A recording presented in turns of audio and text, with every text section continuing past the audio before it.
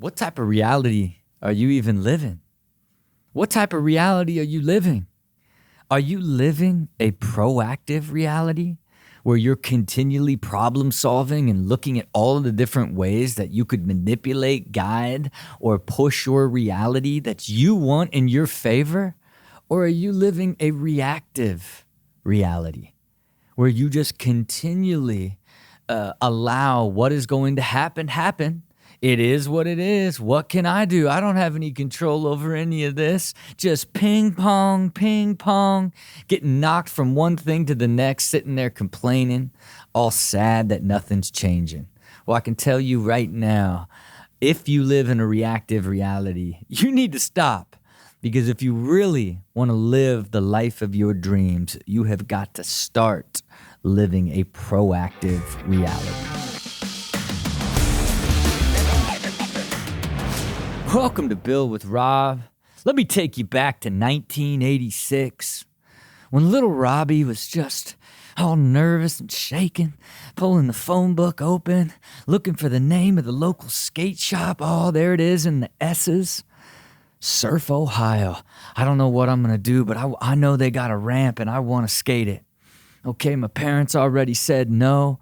Okay, we're not going to pay for you to skate a ramp. And what should I do? Should I just not? But I want to skate this ramp, but how can I do it? Should I even do? Okay, well, I guess, look, I'm just going to call. There it is, 513-244-9696. Bling, balalang, balalang, la. Hey, how are you? Hey, how are you? This is my name's Robbie Dyrdek, and I really would you be open, like if I got 10 people to come to the skate shop and pay to skate the ramp, would it be okay if I got 10 people if I skated for free? What? Oh, if I got people to come and pay, what are you saying? You would, if you get people to come and pay like 10 people, man, nobody's ever called here trying to sell us on like getting people to pay like so that they could skate for free. Look, what's your name again? It's Robbie Dyrdek. Why don't you come on down here and you can just skate? And boy, man, hung up the phone, closed the yellow pages. I don't really know what transpired from that point forward, but next thing you know, Gene had me in the Price Brothers company van. He's sitting shotgun, you know what I mean, and drove me down to the skate shop where they had a mini ramp in the back, and they introduced me as, hey, this is Robbie. And he just called and said you would let him skate for free. They're like, oh, yeah, go ahead. And what little Robbie do? He went back there and dropped hammers. Little Robbie was back there doing backside bonelesses and hand plants and Smith grinds. And they're like, what? Like, have you ever skated a ramp? And it was like, no, I never skated a ramp. They're like, if this is the first time you have ever skated a ramp, this is insane. Like, if you're open to it, we would like to invite you to skate here all the time because you've got a lot of potential. And I just remember thinking to myself, what does that mean? Was it like a skate word? Is potential a skate word? Telling little Robbie that like, hey, here's your opportunity, right? Like, and what happened? I began to go there every day because where my father worked was right down the street in downtown at Price Brothers selling suits. And he would take me in the van, drop me off at the skate park, or the skate shop at the ramp, and I would skate every single day. And what happened? I began to get recognized, build relationships. Next thing you know, I accelerated, felt validated, built confidence. To the chagrin of Patty, I'm quitting high school at 16 to turn pro. I'm quitting high school to turn pro at 16 years old, and I'm off to Europe for the world championships, right? And would have that ever have happened if I wouldn't have not taken no for an answer when my parents said we're not going to pay to skate in that ramp? And I began to explore some aspect in some way to make a decision on what could I do to change my circumstance and this form of reality. And it set into a chain reaction that led my life into a completely different trajectory. And I say this as an example, as it's one of the first times that I remember using it. But I would go on to use it on an ongoing basis in every aspect of my life, and I still do to this day. I mean, I just refuse to just allow things to be what they will be if I still have some sort of way to shift it, to push reality in a different direction. I still to this day do everything that I can to try to guide the reality that I want by any means necessary. And it requires you to be creative. You have to look at your entire existence as this beautiful, continuous, creative problem that you have to constantly be looking at different ways that you can find solutions to guide you towards a better, higher probable future that you would like to experience. You know, think about that. It's all the things that you want to achieve, all the things that you want to do, big and small. You understand there's multiple pathways to ever do it. And you have to continually look at it and assess it for what are the things that you can do to step in and change, what the reality of the situation is. And you can do that. But it requires proactively coming up with ideas and thinking of different things that you could possibly do in order to shift your reality back towards the reality that you desire.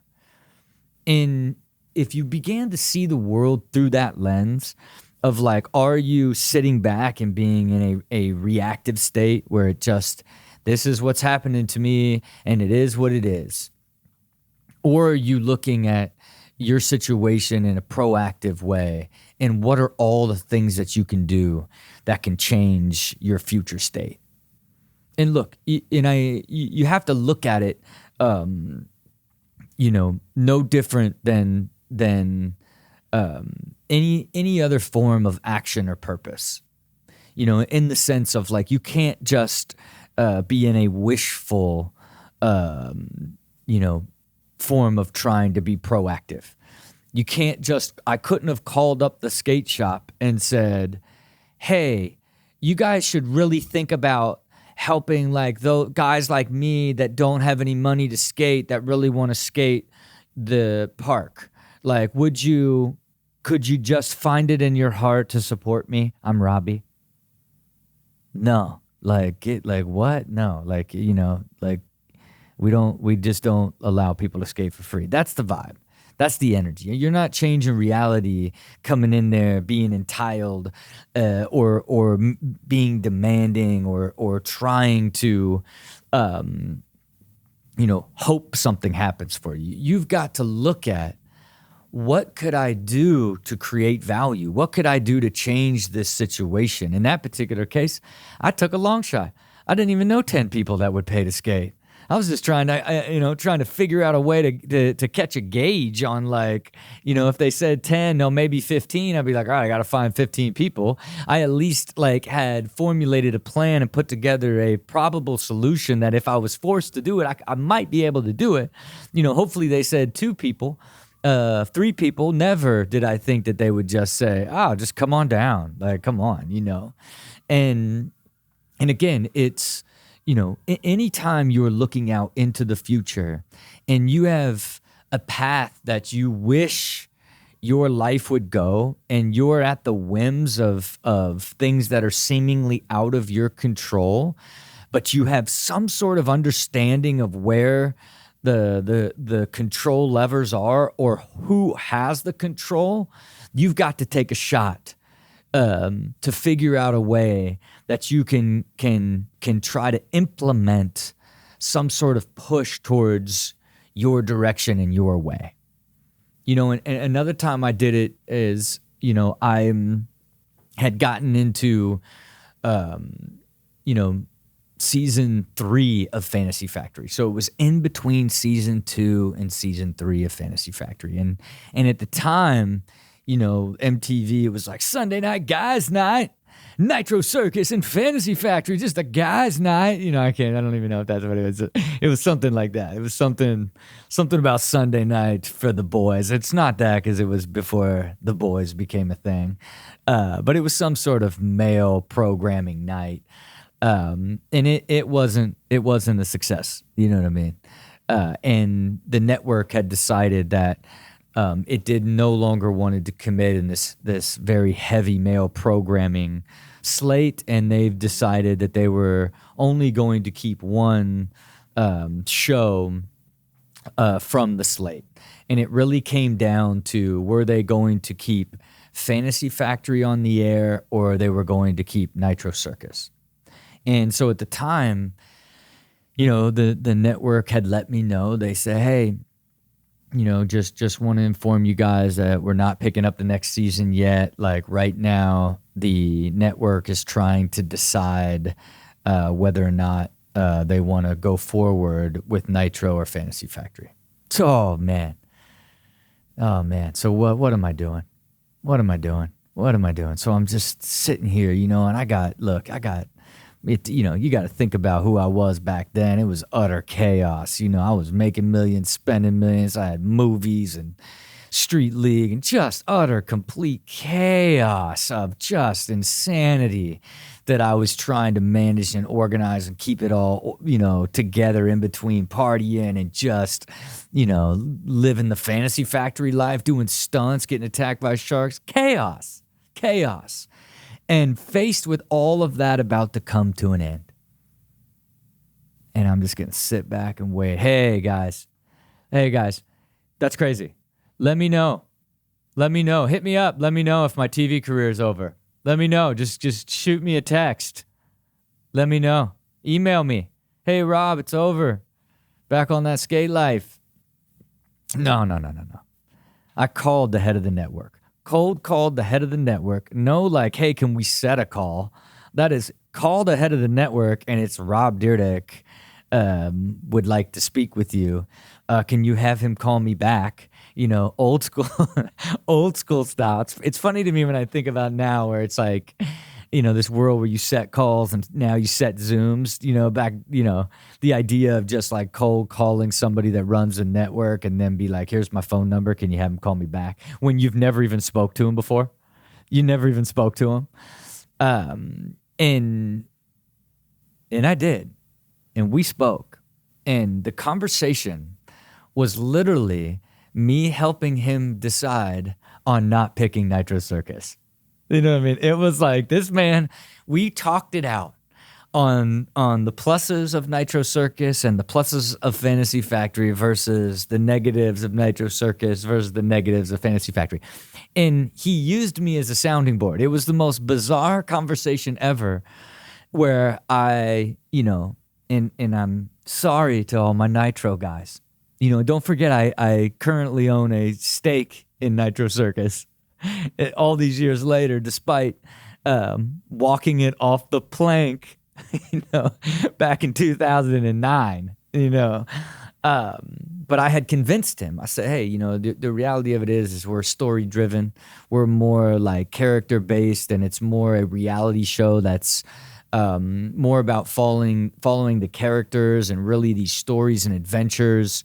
It has a much broader appeal, crosses over into the female audience. Like we have a larger female demo than Nitro, who's primarily action sports focused and stunt focused. Like it's very, very heavily male.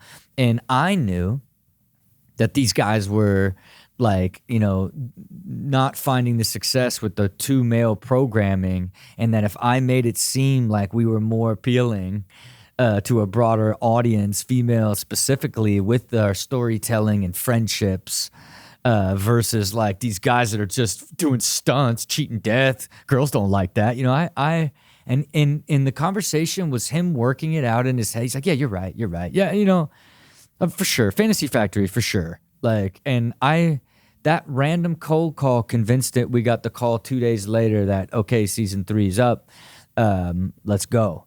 And easily somebody else could have gotten his ear. Who knows what could have happened that could have changed that. And then that's it. Television's done. Ridiculousness never happens. You know what I mean? Who knows? You know, like the entirety of shifting your reality is what's capable. But you have to be continually creative in how you may be able to do that, and be thoughtful in how you may be able to do that. And I know there's some of you that are listening to this that are going to send me an email, just trying to change my reality.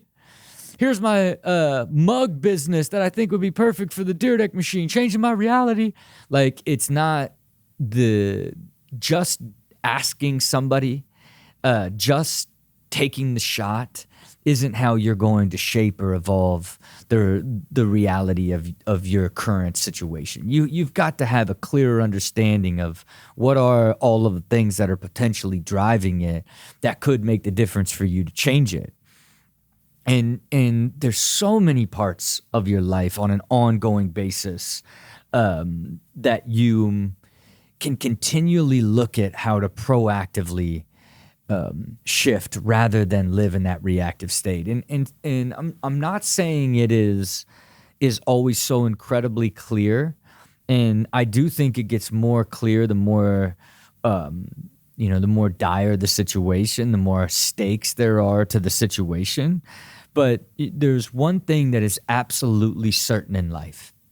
If you are just know some sort of inevitable thing that is unfolding, that you think you may have a little bit of control on, may be able to influence, but you sit back and then just sit in this sort of like, woe is me, dwelling, wishing it wouldn't happen. Like, if you sit toggling in your mind of dwelling on all the things you could have done that prevented you from even being in this situation, or putting all this energy into just wishing things were different, instead of getting back into taking action and being proactive and thinking and problem solving and creating a possible solution to make sure that you at least do your best to take a shot at making just a small shift in your reality that leads you to the experience that is better for you and what is the outcome that you desire for the life that you want. You got to think that through and take that shot.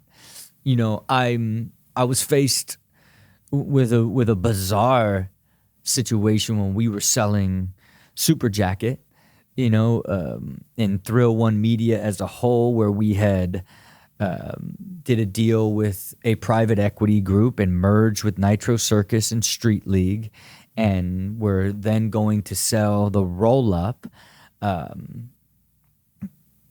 and all of us would get an exit after the roll-up. So essentially, they merged Street League, Nitro Circus, and acquired Super Jacket, and then in 2 years they were going to go and sell them again. And for me, it was a cake and eat it too deal, where I got cash up front, and then when they sold it as the group, then I got this massive payday. So I was super incentivized to continue to grow Super Jacket with the intent of selling the whole company together, and I did that.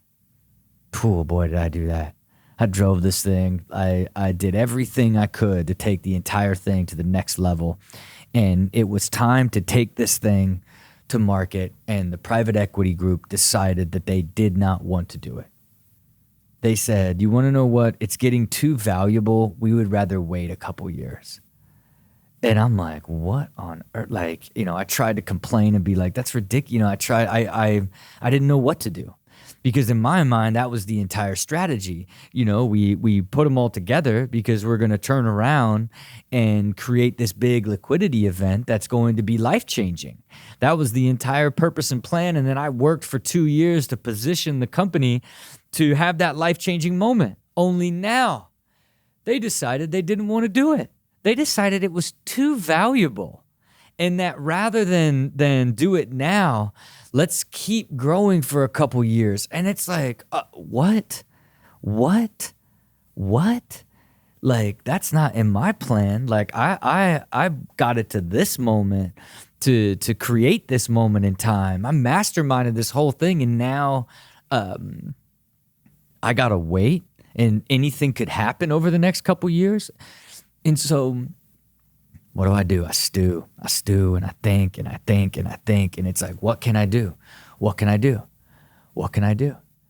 The only thing that I realized that I could actually do was the main person, the main partner at the private equity group was the person that would have to make the decision. Everybody else I was talking to was like, no, we really love where it's going. We want to hold on to it. And so I had to begin to gather information and leverage on what would be some sort of reason that would force and want them to bring it to market. And I understood that their initial investment in Nitro Circus was from Fund 1. And it was at about the 9.5 year mark already. And funds have a 10-year horizon. So I know that like they've got to return capital soon to the initial investors in that Fund 1. So I'm like, okay, well, I know that's it right there. Like, you really want to push this thing beyond the fund horizon. Now I learned and understood the private equity side and what's a lever for them, and then what's the thing that I knew would be the thing that would scare them the most is we had gotten Super Jackets so profitable off of the success of ridiculousness that that if they thought that was at risk, that would be something that they would rather have it in market now instead of in a couple years from now. And so I just decided to make the call and text the managing partner and basically just said, look, we just came out of the pandemic. The stimulus is hitting. Like, everybody's flush with cash. Like, you are on the final year of the horizon of the fund. And every month after August, this company becomes worth less and less until it's worth zero next year. What's that? Like, I just shot it. And that was this like bizarre, like manipulative way of saying like, hey, like, ridiculousness may not even be around in a year. Right. And it's like, what? And all it did, like, I didn't say that. I didn't make any overt threat that ridiculousness was going away or there was something awry with Super Jacket. I just said it is a possibility, right? And all that did was spark this, like wake him up to be like, yeah, what are we doing here? We've been in this for long enough. Let's get this thing to market. And they immediately got it to market and sold it within 6 months, making the biggest payday in my entire life. Biggest payday of my life. Sold that company for $190 million. And it was a absolutely life-defining, life-changing transaction that could have never happened if I didn't step in and really force the issue and then drive them to get it to market. It may have never happened, and it's just the idea of, and some examples of throughout my life where I've just haven't allowed what is to be and looked into different and creative ways on what I could do to reshape or change the actual direction and influence the reality that I wanted, rather than just sit back and deal with whatever comes.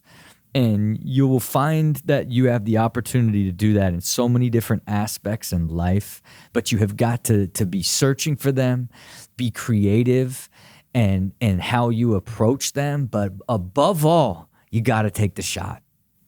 You got to take the shot.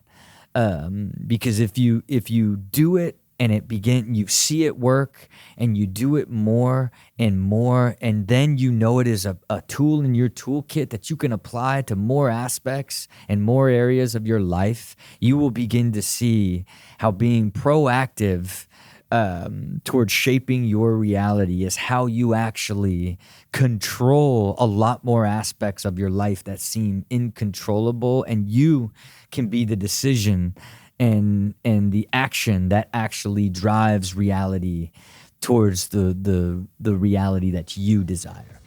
And you can do it, because that's what we do down here. We do it. Thank you again for everybody for tuning in, for interacting and everything that we do. Appreciate all of you from this day and forever, because I know you got the vision. I know you're figuring out a plan if you fully don't got it locked in. And I know because you listen to this show, you're willing to put in the work. Until next time, see it, believe it, do it.